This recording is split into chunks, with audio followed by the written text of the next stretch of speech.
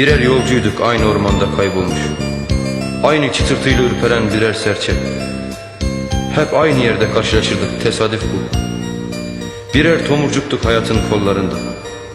Birer çiğ damlasıydık bahar sabahında, gül yaprağında. Dedim ya, hiç yoktan susturuldu şarkımız. Yüreğim kanıyor, yüreğim kanıyor.